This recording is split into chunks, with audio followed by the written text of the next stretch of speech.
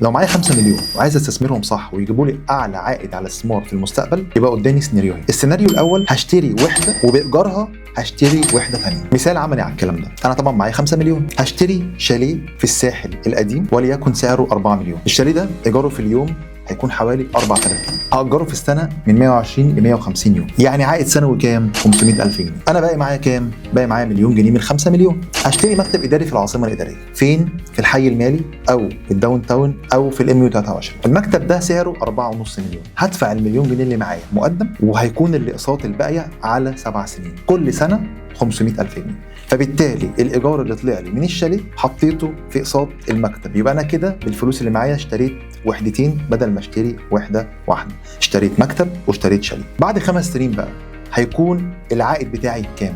هيبقى عندي وحدتين.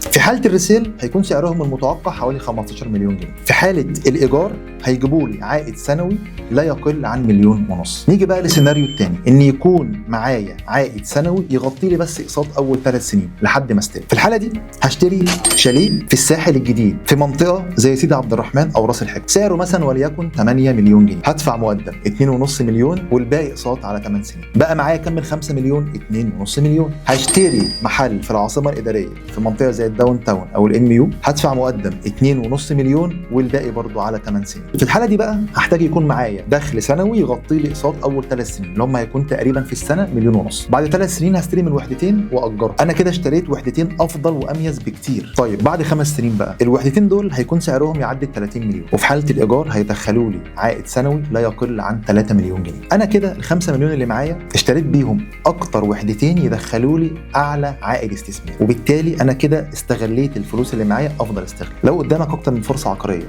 ومتردد ومش عارف تاخد قرار، كلمني وانا اساعدك انك تختار صح. انا محمود جمال، وعشان تعرف كل تفاصيل السوق العقاري اعمل لي فولو.